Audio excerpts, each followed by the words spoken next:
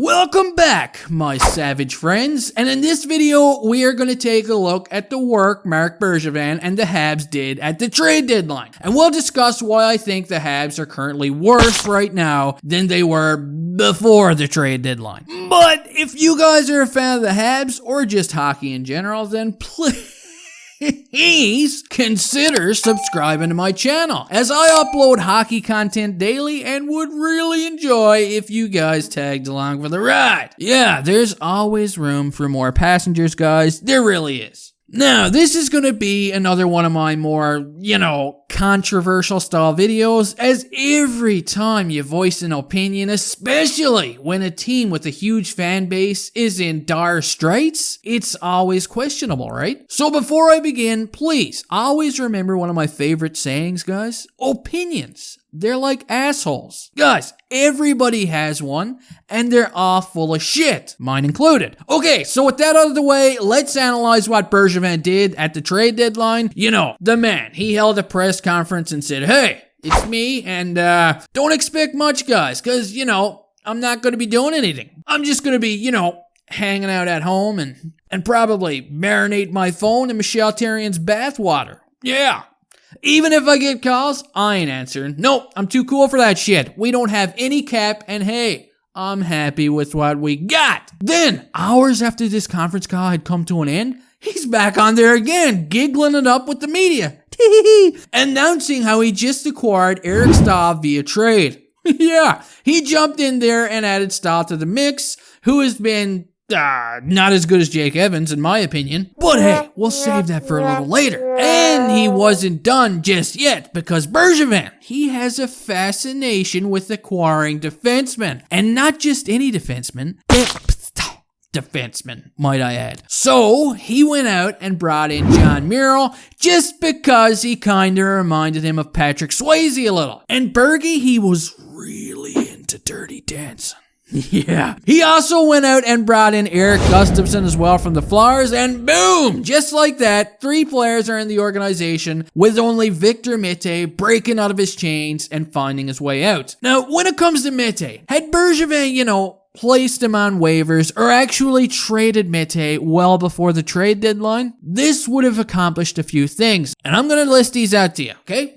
1, Mete would have been gone early, and he wanted to be gone earlier as he already requested a trade. And number 2, I'm not sure if you guys are aware of this, but after the trade deadline, there are only 4 up and down movements that can be made from the roster to the taxi squad. Unless, of course, there's a big injury or you know what I mean. And when Mete was placed on waivers, the Habs, they were forced to call up our boy Xavier Ouellet, who, of course, used one of these critical movements, as Gustafsson had to quarantine for a week as a result of coming across the border. So in theory, this, caused a lot of roster juggling, which is one of the reasons they're reluctant to use Cole Caulfield right now. And 3, or whatever frickin' number we're on, Mete was cheaper than Gustafsson, which, the cap thing has become a problem of late. Because the only other reason why Caulfield cannot be activated is because of moolah. That's right. There ain't enough money floating around right now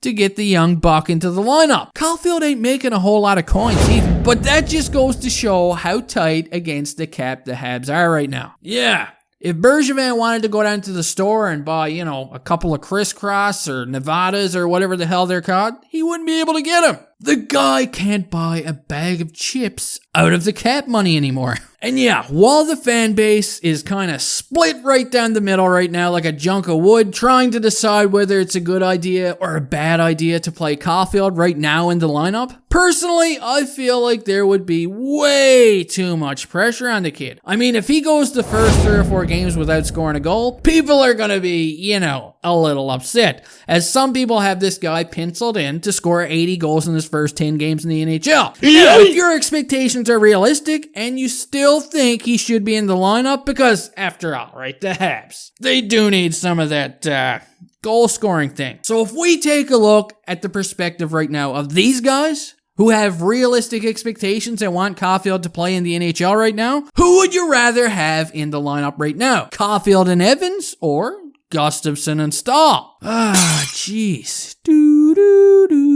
I don't know about you guys, but for me, that's like asking if I want to eat a T-bone steak or a ham sandwich for supper. I'm going T-bone all the way, boys. Now, of course, anything can change in the span of a week, right? Everything is subject to change. Maybe Gustafsson continues his point per game totals. Maybe Eric Stahl wins the Art Ross. But it's just, I can't see any of that happening with the way things have been going. Anyway, guys, what's on your mind? Do you think that the Habs right now are worse than they were before the trade deadline? Or do you think they improved? And listen, before you get all, I'm gonna kill you on me, understand that I'm a huge Habs fan and I'm pretty passionate and I just want to see the Habs play good, man. I want to see everybody scoring.